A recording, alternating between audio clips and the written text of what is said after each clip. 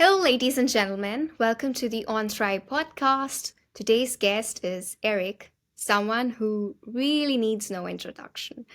Erik started out in the franchising space at Liberty Tax. So he grew this business into multiple locations before becoming a master area developer. Erik has decided to help others in the franchising space, be it mentoring, be it helping franchisees, as well as creating communities. Erik, you have one of the largest communities. I'm myself a part of it. So kudos on that. You co-founded Horsepower Brands. It's a leader in home services industry. And also co-founded Mighty Dog Roofing, which is now a part of Horsepower Brands. You've also been the driving force behind Franchise Secrets, which is one of the largest communities in franchising, and co founded Front Street Equity Partners, which I'm very curious about actually because of the role of private equity in franchising. It's a strategic advisory and private equity firm focused on scaling enterprise value in the franchise world. Erik, I'm really excited to have you on the show. It was in the cosmic making for a while now. And finally, I get this to do with you. So, welcome to the show. Abby, I've been excited, and then we got some time before we even hit record, so we got to know each other and have some good conversation, and that was amazing to be able to have that with you. And I'm super excited to hit the record button and keep going. So thank you for having me on. Thanks a lot, Erik. I truly appreciate you taking time and coming on the podcast. I would like to actually begin with your story. So, I read it somewhere on LinkedIn that you started into the franchising space in your 20s and you read this book called as Rich Dad Poor Dad, which made you dwell on life and you got into franchising. So, can you take us through your journey? What was in that book that made you get into business, and what were you doing before that? Before that, I was graduated university and then with a degree in business, which I have not used much of that business degree as an entrepreneur, but that's besides the point. I did read the book Rich Dad Poor Dad, who Robert Kiyosaki is the author of that book. And it just made me think about you go from being an employee to being a business owner and or self-employed, then a business owner, and then ultimately an investor. And like that's the track that I want to follow. I don't want to trade time for money. And the thought of punching in a clock and putting in 10 hours a day and getting X amount of dollars out of that and then doing it again the next day and the next day just did not sound very fun to me at all. I had some different jobs, as I was in high school and university. One of them was a lifeguard. I was a lifeguard, and I thought that'd be a fun job, pretty easy, pretty relaxing. You just sit and watch.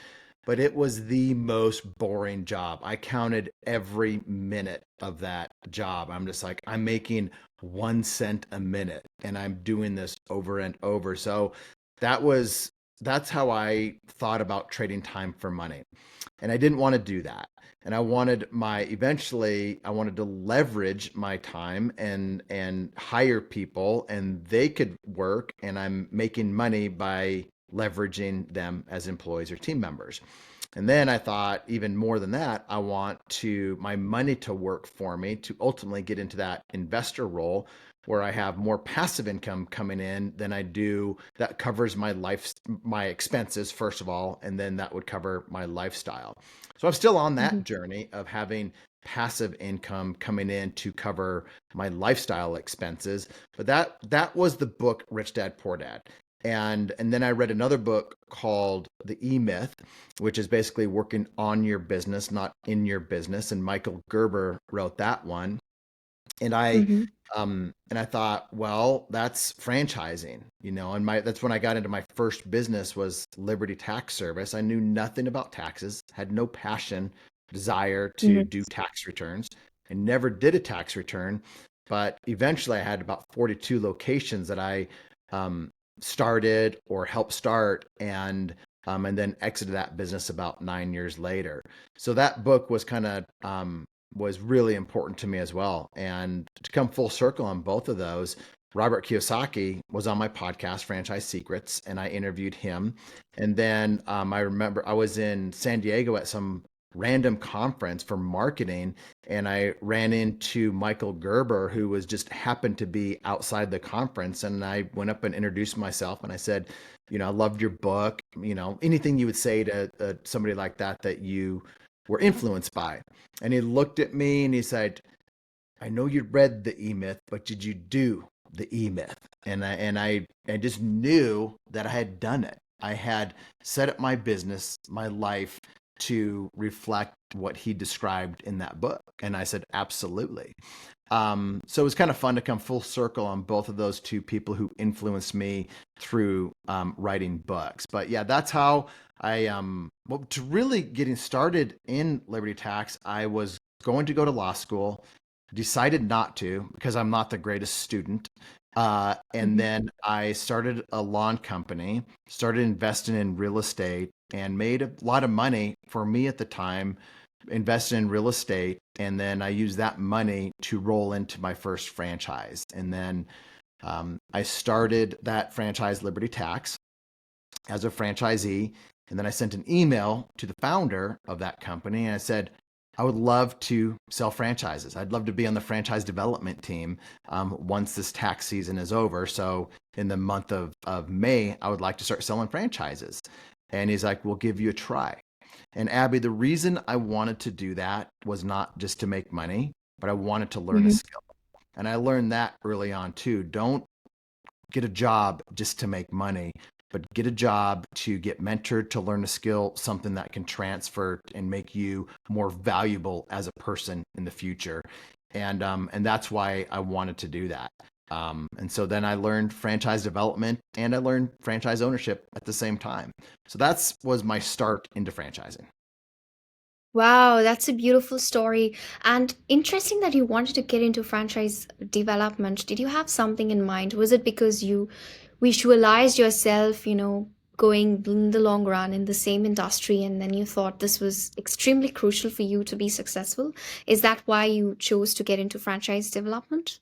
I think back then, if I had to like go back and see the reasons why, one was I knew that I was always good at marketing and sales. At least I thought I was, or people told me that I was, but it had never really been developed. So I wanted to develop that in the real world. And I knew that salespeople could make a lot of money. So I wanted to learn a skill that also was something that could make a lot of money and could be transferable to different industries in and outside of franchising. The main reason was the founder spent about an hour a day with the franchise development team, coaching, mentoring them on how to do it. And so it wasn't just like, hey, here's a job and start doing it. The founder was actively involved and he had founded another franchise system and then founded this one. So I'm like, this is probably the best guy to learn from because he's the founder of this company. He built a great company before that, was building another great company, and he was taking an hour to mentor us. And it wasn't like fluffy mentorship. It was, hey, what did you do? What did you say? How did you say it? What was the email that you sent? You should have said it this way. You should have tweaked this. This is how, you listen to people versus talking. And he's like, you're talking too much. And so then I learned Mhm. how to just listen and understand the pain points of the person that's thinking about buying the franchise and then taking those pain points and then overcoming objections of why they might not buy before the objections were really the objections. So I just started to learn a lot about Mhm. franchise development from this founder and other people on the franchise development team that were way further along than I was, 20 years ago. So it was really about having access to these really smart people with a lot of experience. That's the main reason that I wanted to take that job. That makes a lot of sense. And one of the things that you mentioned, listening, I've heard, I was reading, I believe, Aaron Harper's post, the founder of Rolling Swords, and he mentioned something about the franchise development process that he follows at Rolling Swords. And he said listening is a crucial part of the franchise development process. And you say the same thing. Um, I totally agree with that. You've been in this industry for a while. What made you stick? What made you fall in love with franchising? I so Aaron's a great guy. I know Aaron, and he's building a great brand over there at Rolling Suds. Another friend of mine, Dan Claps, is building a great brand over at um Voda Cleaning and Restoration. They're both putting out a lot of content, and it's really fun to watch some of these younger people become franchisors, and they're doing things that most franchisors don't do. And so I'm friends with both of those guys, and they're good people. And that's one of the things I love about franchising is it's a really small world. Yes. It's from an outsider looking in, you're like, you don't realize that. But once you're on the inside of franchising, everybody knows each other. We have Hmm. competitors. So we are one of the things that we do at Front Street is we help brands sell franchises like an FSO, like a franchise sales organization. It's outsourced franchise development. But that's not who we are. We are brand builders at the core of Front Street. We help them with capital, we help them as an FSO, and then we help them with strategic advisory. So we have competitors out there that like we will fight for business because we want a brand, they want a brand, but we're Hmm. good friends at the same time. So you'll see us go to dinner together, have fun, laugh, and yet we're competitors, and that's one of the things that I love about franchising. And there's some great people out there in franchising, and then there's some bad actors too. And that's why the thing that you really have is your reputation when you do what I do. And you have to have a good reputation in franchising. But one of the things that I fell in love with franchising originally was you some of my great friends today, people that I was texting with and had conversations with yesterday, I met 20 years in the tax business. They've gone on to create like amazing companies. They're vendors to franchisors, they're franchisors themselves, they're large franchisees making many millions a year, and they're still going strong. But we were all friends 20 years ago, and we all helped each other get better. We weren't competing with each other because we were on the same team. And that's one of the things that I fell in love with franchising is like you don't just get the franchisor, you get the other franchisees that are doing the same thing, and you really help each other out. One of the things that I have coming up in one of my franchisee mastermind sessions is a friend of mine, Ryan Casey, who's an Orange Theory franchisee, one of the best ones in from making money and just having an amazing team and being an amazing leader and just an all around great guy.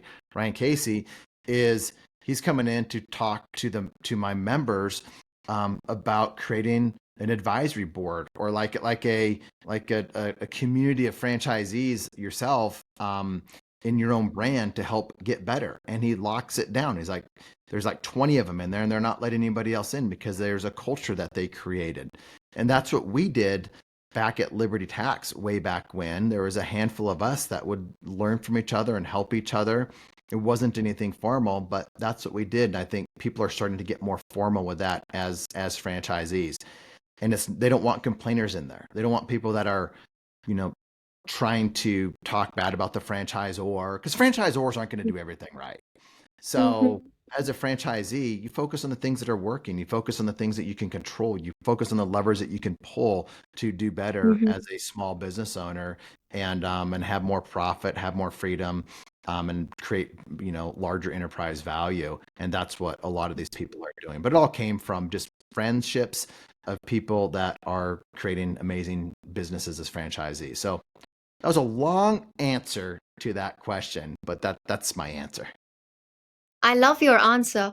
I remember I was speaking with the founder of Driver Seat, so it's an award-winning Canadian franchise brand, and the founder during the interview mentioned something, which was he would not want to have franchisees that he has to run after in terms of accountability. So he said something that did stick with me, which was you're not held accountable. You are an accountable individual, and in the franchising space you have the control over the results. As you were mentioning, the franchise, it's not about the complaining mode, but it's about you as a person, and selecting the right person that takes actions and knows that he's in control of the results of the brand. It's not an employee kind of a relationship where you get a paycheck. It's more about you taking everything in your hands and working towards it. As far as your other point on in your answer is concerned, which is people's business, I agree. When I entered in the franchising space, this was the first thing I was told, that Abby, this is a people's business. You need to be very careful with your reputation. Do not burn the bridges. It's a very small world and everybody knows everybody. And that's very, very true. So Talking true. about When community. just real quick on, your comment about people taking accountability. One of the things I learned from that founder originally was he's like, I think it's 10 two-letter words. Like these are the 10 two-letter words that you need to understand as a franchisee. So he was telling me this he was a founder. I was a franchisee. He's like, this is what you need to understand as a franchisee. If it is to be, it is up to me. In other words, like it's your responsibility. If this is going to be a success, as a franchisee, it's up to me to make this a success. The franchisor gives you the roadmap and helps out in a lot of ways, but at the end of the day, you are the franchisee. So I think franchise people that are looking at buying a franchise, franchisors that are selecting people to buy their franchise into their franchise brand, really need to find those people that are those go-getters, especially emerging brands. 100%. It's a lot of these founders don't know they just don't know what they don't know. And that's okay, but they need to select people that are go-getters, that are self-starters, that are pioneers, and not somebody that wants a McDonald's where everything is just laid out for them and they just have to execute the system. So Hmm. yeah, I think we needed to hit that point a little bit harder because that's a really good one. And so I'm glad you mentioned that. That accountability is a big piece of it.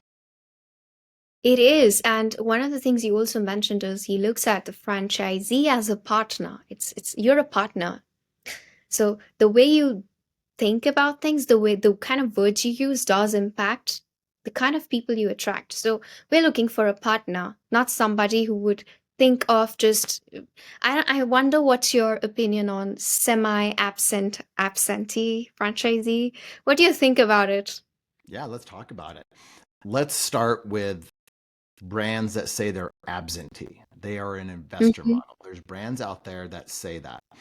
I have not seen an absentee franchise system work out there. I'm not saying they can't or there are not ones that are out there that do work. I just haven't seen it personally.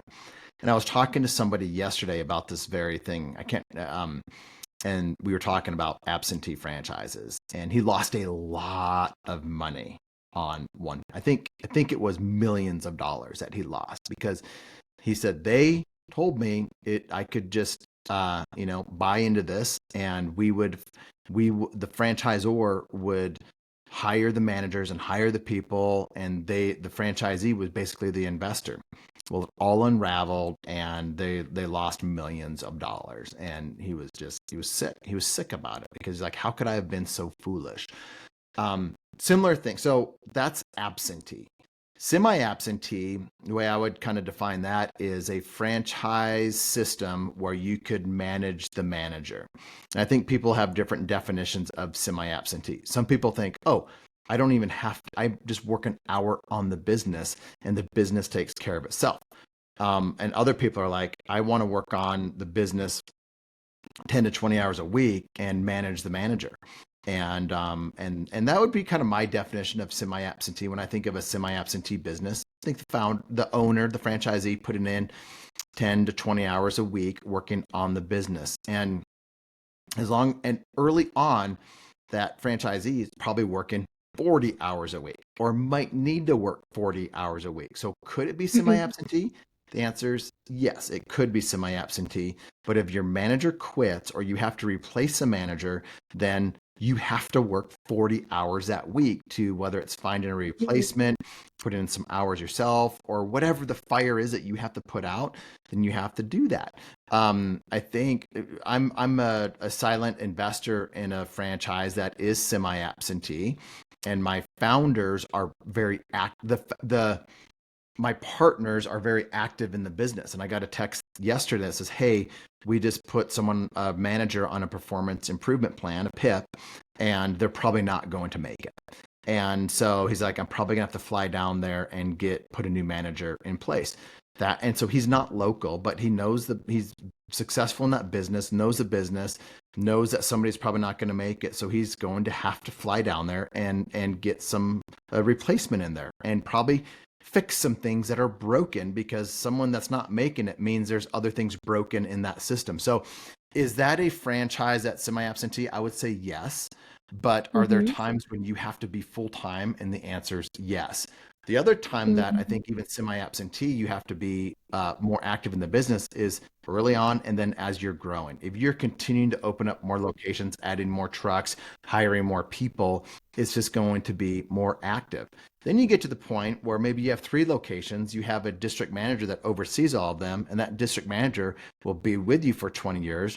That's the life. Then you are semi-absentee if it Mhm. plays out like that. But more than likely, that manager will probably quit at some point or go to a better opportunity. Or for us, like in the salon suite business that we had 12 solo salons, and our manager came to us, and he was amazing. His name's Mirko. He was amazing at managing that for us. We were semi-absentee in that business. We were working a couple hours a week at the most, and doing very well, making lots of money, growing. He was doing it all. Then he came to us and said, "Hey, I'm going to become a franchisee myself. I'm going to open up my own location. So I'm not going to be working for you guys any longer."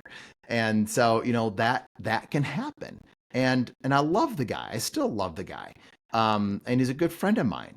But that stuff happens. And so you can go Mhm. from semi-absentee living a great life to something like that happening, and then you have to get more active in that business. So I think people want, either they're sold the dream that says this is semi-absentee, they validate, or they talk to a franchisee who is like I was. If I was to validate at the peak of my success at solo salons, and someone was to ask me, "Are you making a lot of money?" Yes. "Are you working more than 2 hours a week in the business?" No, I'm probably working 1 to 2 hours a week in the business. "Are you continuing to grow?" Yes. "Are there any issues?" No. "Would you say this is semi-absentee?" Yes. I would have said all that then. But early on, I wouldn't have said I was semi-absentee, because I was growing that business. Um, and spending a lot of time dealing with leases and dealing with build outs and dealing with hiring and all of that stuff. So I think it depends on what stage you are at in the business and when that business can become really semi-absentee. And then just realize that might change at some point too. So one last point, in regards to semi-absentee, you will have to give up something to have that semi-absentee. We had lower level managers before we hired Mirko that were making, let's call it $50,000 a year. And we wanted them to do the things that a $130,000 a year manager would do. And this is, 10 years ago. They couldn't do that. So we had to make the decision, like, okay, let's pay $130,000 a year with bonuses so we could really not have to work in the business. So we had to give up an expense, a decent amount of expense to be able to have the freedom of semi-absentee, which is really what that partnership group was after. So there's some give and take with that as well, and usually Mhm. it's the owner making less money, but in you also get freedom. Mhm. My takeaway from your answer, first of all, thank you. I was very elaborate. Is A, first of all, you need to set the right expectations when you're partnering with a franchisee, to let them know, even if it's a semi-absentee model, you need to work. So the graph looks like somewhat like this. You need to That's right. work in the first few. Okay. And the second point that you mentioned, hang on. I'm I'm unable to I'm hanging recollect. on. I'm here. I'm not going anywhere. So you mentioned the second point. What was it? I'm literally trying to process. What was the last point that you mentioned? Now you just, as because you're the host, you can throw it back on me to make me have to remember stuff. That's No, why no, I'd no. rather be the host and not have to be the guest to remember. Um, so we talked about the semi-absentee. Um, I, the we talked about the time that it takes to become semi-absentee, or you have to trade money to pay someone to There pay you go. somebody to get that. There you go. Thanks a lot. So, We're incentives. pros, aren't we? We're pros at this stuff.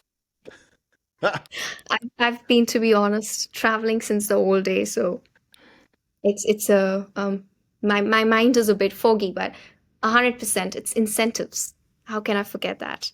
So that's equally important because just like you are a partner to the franchisor, the person that you are managing is also a partner to you. I mean, what's the vested interest of that particular individual to take care of your business while you're away? So, totally, it makes a lot of sense. You've worked with so many emerging brands. Um, what do you think is the biggest challenge for emerging brands when they're just starting out as far as franchise development is concerned? And how can they tackle it? Yeah, we talk to 200 brands a year. So at least 200 new brands, emerging brands a year. And I say emerging, anything less than 100 locations. A lot of them are just about ready to franchise, just about ready to get their FDD, or they have less than 50 locations. That's the majority of who we talk with. And so we talk to people that are early on and they have a great business model and they say, boy, we have like 50 people that want to buy this franchise. So we don't need your help at Front Street. We don't need anybody's help because we got a line of people that said they're going to buy this franchise. You talk to them a year later, how many of those bought? Three of them bought. How are they doing? They're disasters.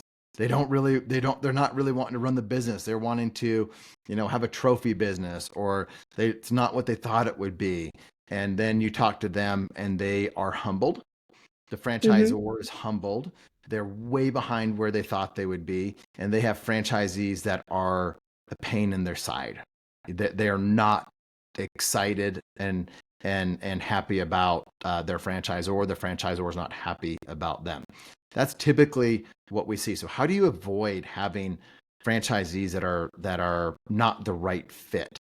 I think that's probably one of the bigger challenges that emerging brands face is they see someone that wants to buy their brand and write a check for whatever the franchise fee is. Yeah. Well, here's another little point. Sometimes franchisors charge too little for the franchise fee, and they think that's the way to help franchisees is by charging $10,000 versus $60,000 for a territory. And that's kind of like Mm-hmm. US Canadian. There's some brands, same service, same everything. New brands charging 10,000, existing brands charging 60,000. They're attracting a different Mm-hmm. type of candidate.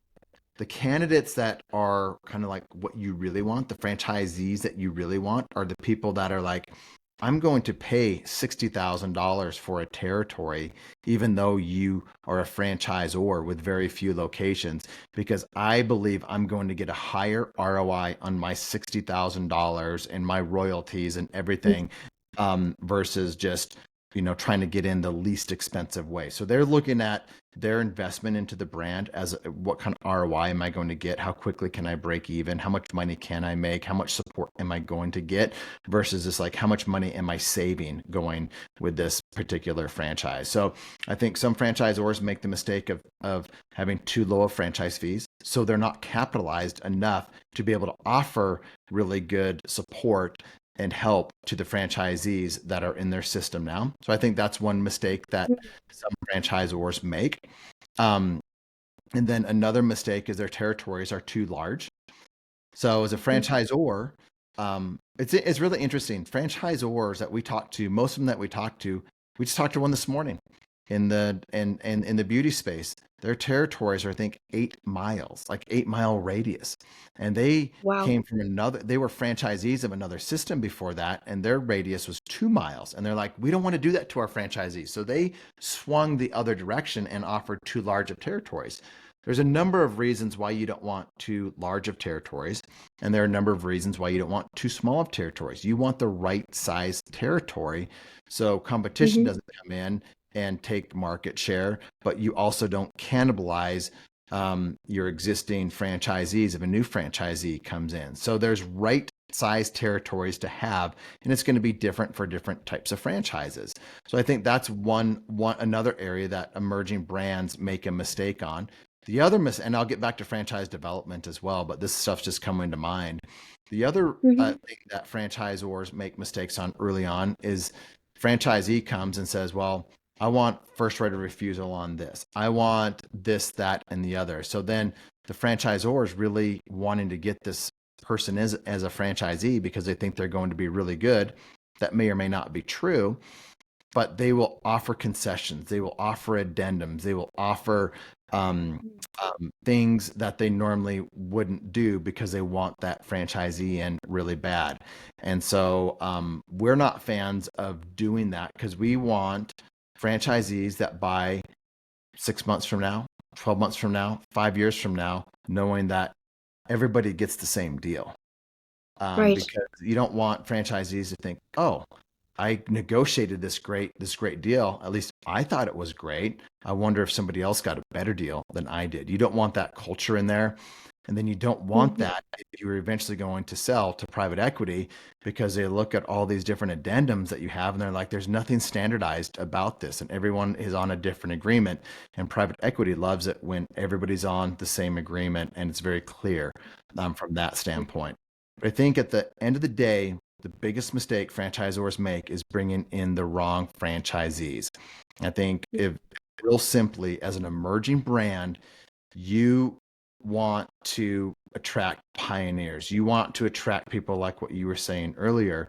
You want franchisees that are going to put in the work, that are going to have that mindset of if it is to be, it's up to me, that are accountable for their own actions, that are going to spend the money on marketing, and I'm going to spend the money to hire the right employees, that are going to spend the money to have amazing pre-opening marketing spend, grand openings, and then just continue to listen to the franchisor on what has worked. So I think Mm. that's what I think one of the biggest mistakes franchisors make when they're first starting out. It's interesting you mentioned private equity. From my conversation with Alicia Miller, she mentioned that oftentimes she collaborates with private equity firms to call randomly the franchisees to assess how the brand is performing. That's one of the tactics they use, and you'd be able to expand more on that.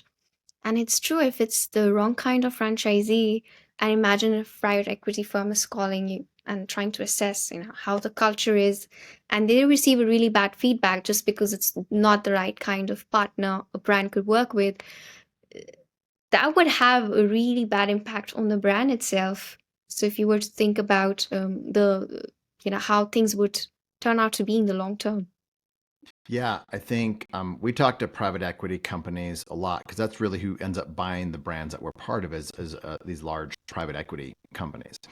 And we're always talking to them to see what they're seeing in the industry, what their appetite is for certain industries, where is their appetite decreasing in certain industries. Like fitness right now, fitness is not the strongest. Fitness as a whole is declining in franchising, and there's some reports Mm. out there that are, I don't know if they're public reports or not, but that's an area that, before fitness was amazing. 10 years ago or 5 years ago, fitness was just on the rise. Right now, certain health and beauty, specifically kind of health, that's on the rise right now. So you Mhm. want to talk to private equity companies um, to see what their appetite is for a particular industry and why. But yeah, I think if you want to position your brand to be able to sell, or at least have a brand that's sellable, you need to think about franchisee validation. Couple of reasons. One, happy franchisees will make your life easier as a franchisor. Happy Right. franchisees that are successful is what private equity wants as well. They don't want to take over a brand with a bunch of unhappy franchisees. Now they'll do it, but your valuation, you're going to get knocked on your valuation. So it won't be worth as much. And then Mm, franchisees that are happy, that are making money, that's how you sell more franchises. Like the biggest thing for franchise development is having happy, successful franchisees. Now, not all franchisees are going to be happy and successful. And there's like the 80-20 rule. There's the right. 33% are below average, and you got 33% that are average, and then the top 33%.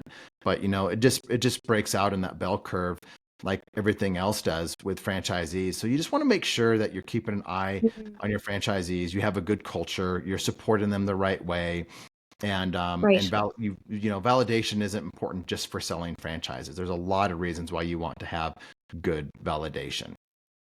Very important and interesting that you mentioned valuations as well. I think you can give a good sneak peek into how private equity thinks. I really wanted to touch base on, okay, the boring businesses. So I've been following Cody Sanchez for a while. And, she's been really trying to emphasize on how much people can benefit if they invest in the so-called boring or unglamorous sectors. And you co-founded Horsepower Brands, which is a big home service brand. What made you get into home services? These are recession-resistant sectors, but what made you get into this industry? Cody's awesome, by the way. People should be following Cody. I know Cody. She's getting bigger and bigger, and I'm sure she's just going to get bigger and bigger out there in the influencer space and having boring businesses. And she's amazing. She's good friends with one of my good friends. They're neighbors, and so I can't say enough good about Cody Sanchez.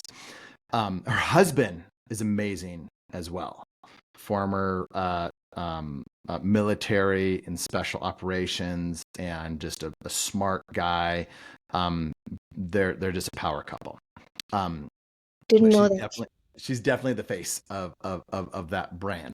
Um, but he's brilliant. Okay, so boring businesses. I knew I wanted to get into home services.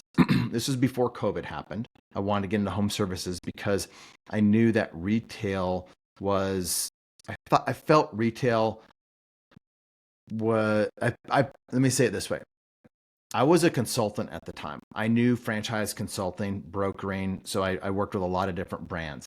And I knew that service based brands were probably going to be becoming more and more popular.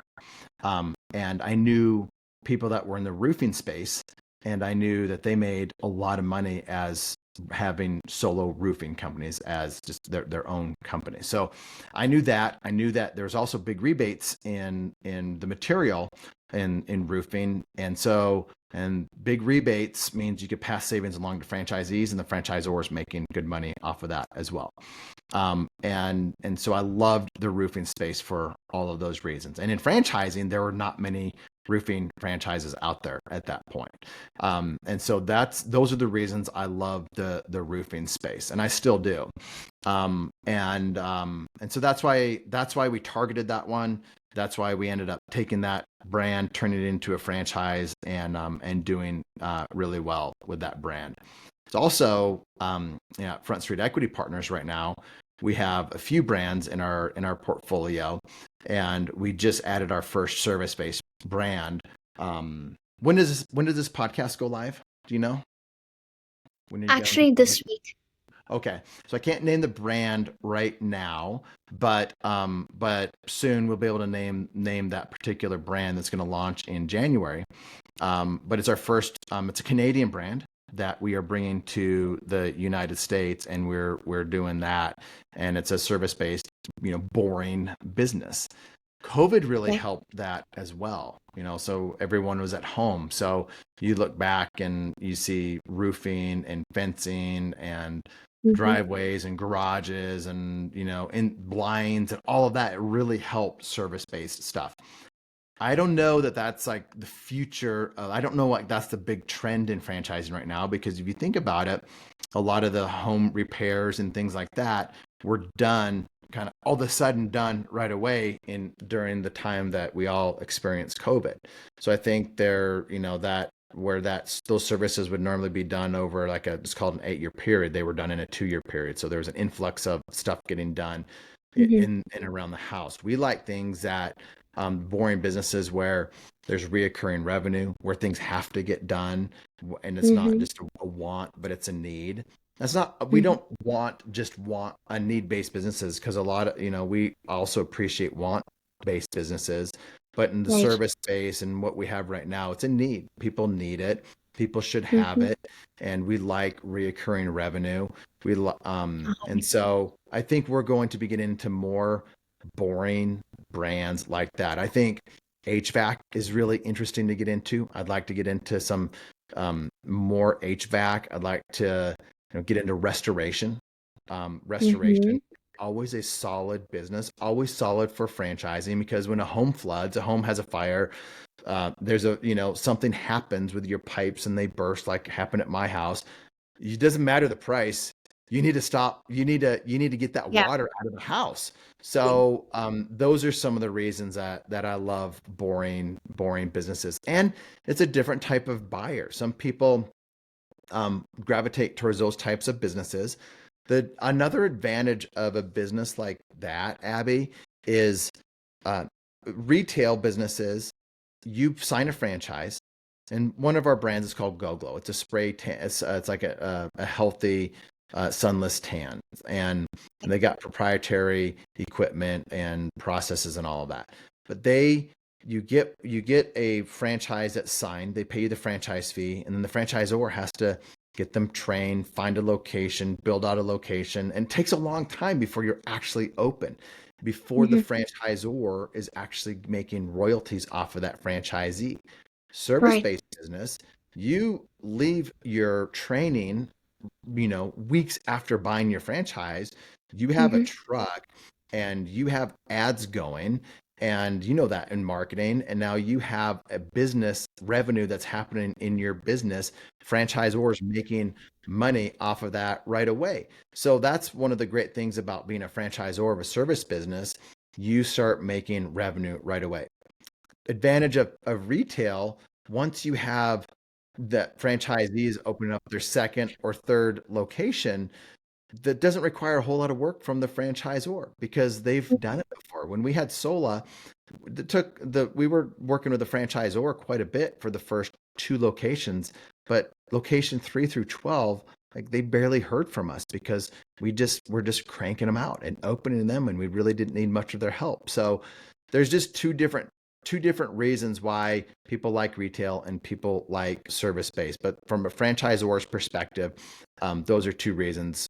Those are some different perspectives on those two types of industries, retail versus service. Interesting. I've never had this perspective before. Thanks for shedding some light on it. Quick question, because we were talking about home services space. What are the trends you've observed as far as Gen Z is concerned? I'm Gen Z, and I've seen this trend going around, people interested in home services. And I think how much percent of Gen Z? I think 9% of Gen Zs in the US are taking over the franchising space. Have you observed any such thing as far as franchisees are concerned and Gen Zs being attracted? Now you're making me feel really old. I have, you can see the gray in me and realize Come that on, Eric. I'm not Gen Z. No. um, I am probably not the best to speak to that, but I do think it's important. We do look at that. We've talked to some different maid services like Made This. Do you know Neil with Made This? If you don't, I should make that introduction to Neil. Okay. He's a great guy. But he's got this like kind of Airbnb type. They do cleaning for Airbnbs, and Mm-hmm. and he's like, hey, this is great. I'm a nomad. He travels all over. He's probably in India right now. For a month, but he's running his business, and he's the franchisor. And so when I think about Gen Z type owners, I think about Neil over at Made This, because he's younger, and he's designed his business to be freedom.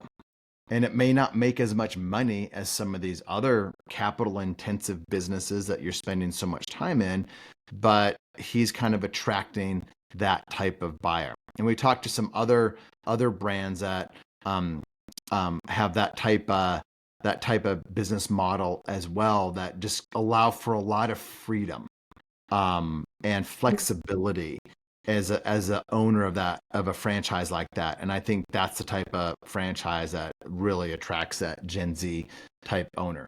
But what do you think? Like, that's my answer, but you tell me, being Gen Z, like, where am I right on that or off on that, or just give some perspective on that?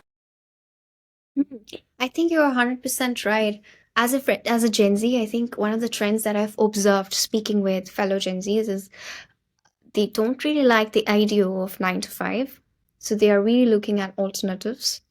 And franchising is quite attractive for Gen Zs. And Cody Sanchez, I would say, in today's world, has been a big influencer. I would like my personal story. I really started thinking about these boring businesses when I started following Cody Sanchez, and I've mentioned her a couple of times. And so I think really started seeing value in those businesses. You always try to go after shiny objects, especially in entrepreneurship. You would say, okay, I would be the owner of the next big tech company, for example. But you realized how much time it would take to scale that business. Also, it's quite saturated, hyped up. I think home services or these boring businesses, they offer a very realistic model for people with no background in entrepreneurship or less background in entrepreneurship to come up with something new, because Gen Z is equipped with technology. We know the latest trends.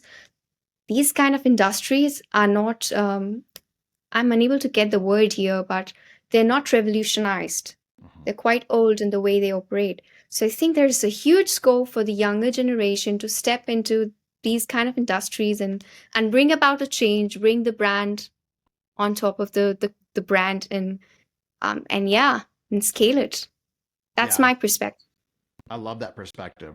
We are interested. We talked to some brands that are Gen Z founders and Gen Z kind of more focused, and I think that is something, even from a customer standpoint, I think that is something that um, franchisors need to be thinking about a lot more than they're thinking about it now. I talked to another brand that is perfect for this. It's more of kind of a SaaS business Mhm. in dealing with high end uh, bags and clothes and things like that.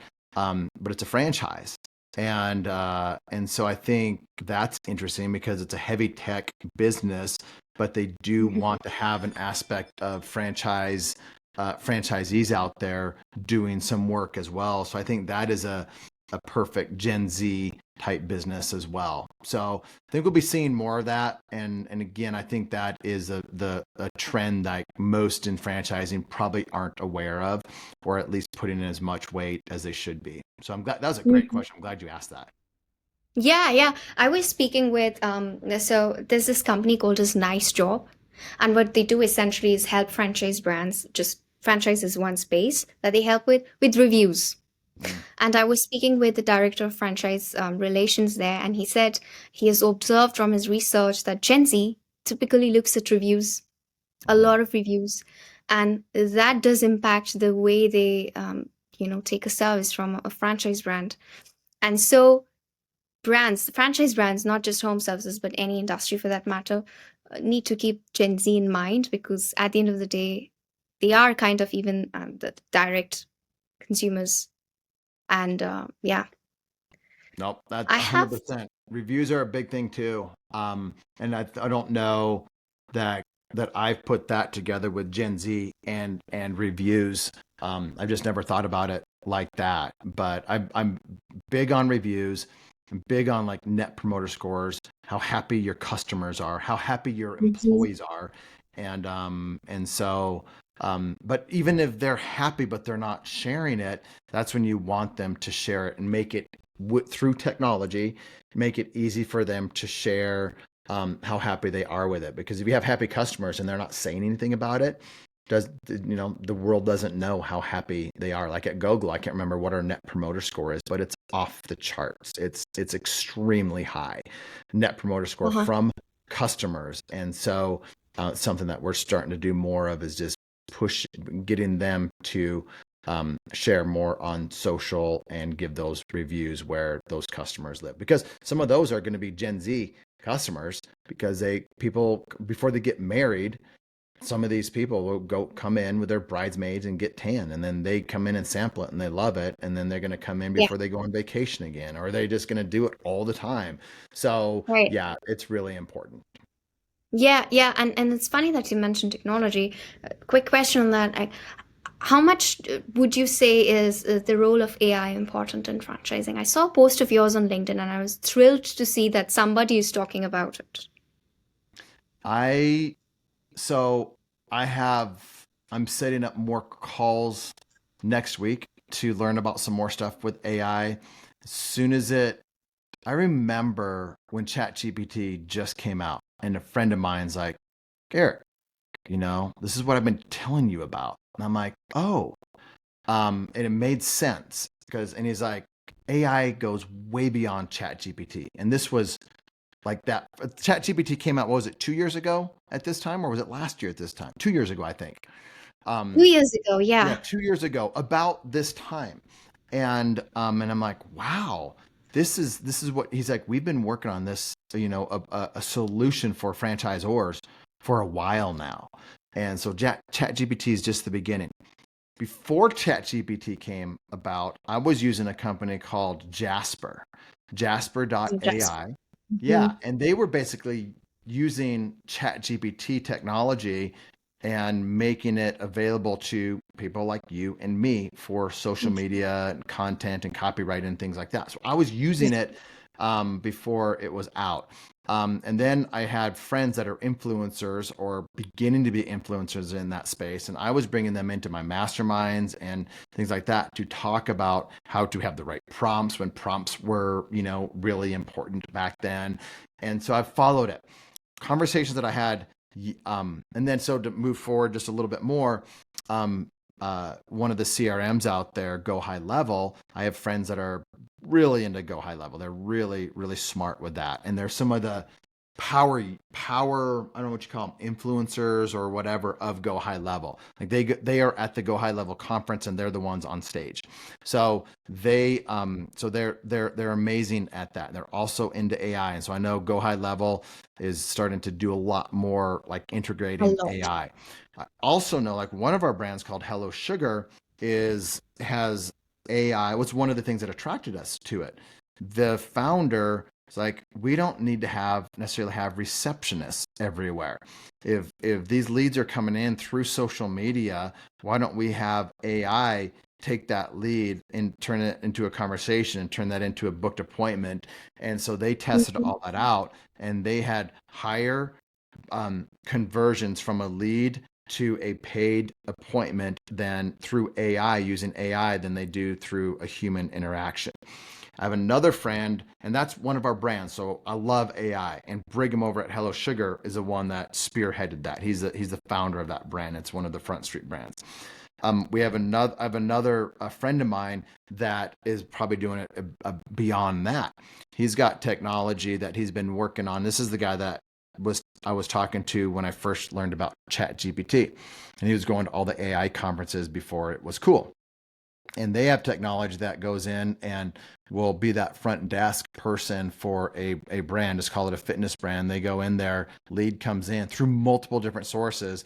They have communication with that brand. They book that brand or that customer, book an appointment, take payment, and then nurture that lead. And that lead then goes in and has their appointment at that particular um, studio or location, and they're doing that and have better conversion rates than they would if it was a human doing it. So his is more robust than Hello Sugar, but Hello Sugar is just doing that for their franchisees.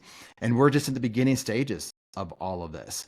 I think there's going to be noise out there and people that are over promising and under deliver on what they can do. So I love it Mhm. when people are just kind of honest with what it really is and what they're really doing with AI. There's people that are Right. doing amazing things out there, and there are people that are not doing that amazing things that act like they are, and you're really not getting that much value from some of them. But I am continuing to go deeper into AI, and that's just the beginning of it. There's a I love you it. probably I'm sure you know way more about it than I do, but I'm pretty excited about it, and I see the real use cases and how franchisors are using it to help their franchisees. I love that, Eric, and I truly believe that franchising as an industry has to have AI. Obviously, as you mentioned, not as fluff, you know, but something that brings a real impact. And one of the use cases that you mentioned, I advocate for the same use case, which is how can you increase the speed to the lead to speed or speed to lead, and streamline your franchise development process, which was the baseline of our conversation today. um, as your final words, Eric, I know that you're huge on community. You have a huge community, and I'm a part of it. What made you start this community, and how is it making a difference in the franchise space? I personally learn a lot from your content. So, um, just before COVID happened, I started a Facebook group, and I started it for franchisees, basically my friends, and I had like 50 people in there. So that's how it started. Before that, about 3 years before that, I had a friend. His name's Aaron. He's got a company called Shop Fix Academy. He's like, Eric, Okay. you need to start a Facebook community. And then out of that community, grow that into, then you'll have influence there. And then you'll grow that into masterminds. And life will be amazing. And it'll have a lot of value beyond what you just get paid for having a mastermind. So I didn't listen to him for 3 years. And he was always, he would get on a call with me and tell me exactly how to do it. I didn't do it for 3 years. I started my podcast 3 years after I originally was supposed to start it. And I thought I Mm. was late. I thought I was late to the podcast. I wasn't. I thought I was late to the Facebook group. I wasn't. So I started that. And then COVID happened. I was snow skiing in Park City. COVID happened. I'm like, oh my gosh, the world's going to end. I left there early to come home, and then at that point I was in this room where I am now, my office, and all these influencers, the Cody Sanchez's of the world, Alex Hermosis, they were giving like a lot of help for free. As was I. I'm not a big name like they are, but Right. I had communities that I was giving to. I was also like, I sent Alex Hermosi a message. I'm like, hey, can you come in and do a podcast and speak to my community? He's like, sure. Cameron Harold, same thing. A lot of people like that. So anyway, um, I opened it up to anybody in franchising. And then all of a sudden, it was 500 people. It was a big deal to get to 1,000 people. And it took time and a lot of work to get there. And now Yes. it's over 7,000 people. And I learned how to manage it. I realize that it's my stage. Like if you go to a seminar, a conference, there's a stage, and people Right. are allowed to speak on that stage.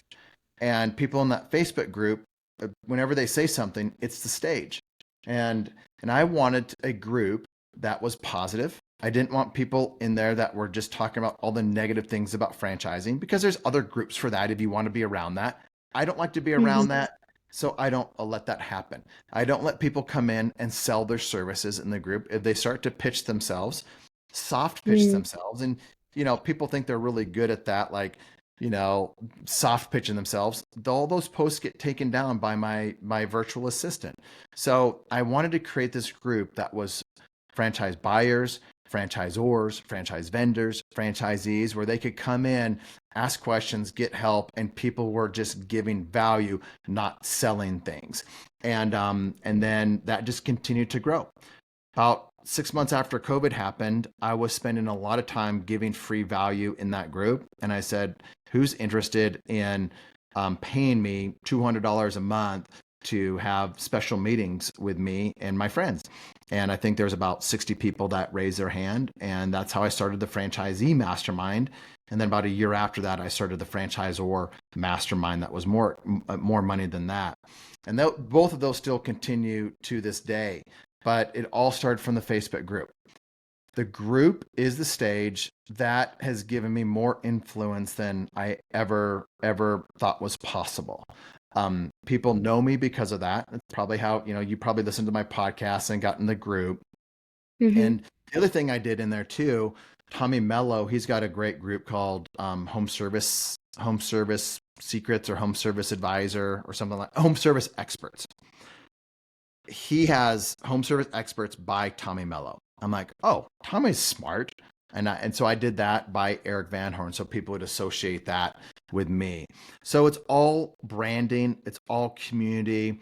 Then out of that, I can put a post out there that says, hey, we are looking for a franchise development rep for one of our new brands.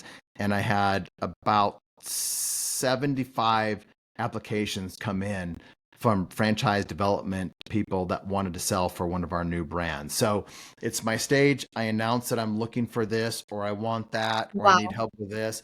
Then all of a sudden, I have a large reach out there. And so that Facebook group was something I never thought it would turn into what it has. The other thing, Abby, it's a moat. Like, nobody else can go create a Facebook group with 7,000 people that are really interested in franchising right now, because it just took time to build. Now they can do it other places and LinkedIn and whatnot, and they will create as good or maybe even better communities than I have with that, but that's how they're going to do it. So anyway, I'm so glad I did that. It was somewhat on accident. I wish I would have started it sooner, but I didn't start it too late. And you're an inspiration for anybody listening to it. It's better late than never, and you've done a great job at it. I mean, the very fact that young people like myself are really following you and inspired by your content, it makes it worth it. And really, I love your content. I follow your newsletter. So Erik, you're doing a great job, and you're truly a role model in the franchising space. I am really thrilled to have you today and get this opportunity to speak with you about franchising. Abby, this was a very fun podcast. It was, you made it very easy for me. We've talked about things that I've never talked about in a podcast. So that says a lot about you as a host, asking really good questions. And I'm looking forward to getting to know you better as a friend. And that's one of the things that's great about podcasts. You get to know people and then you become friends, and then you just never know what happens. So thanks for having me on. Same here, Erik. Same here. It was a pleasure.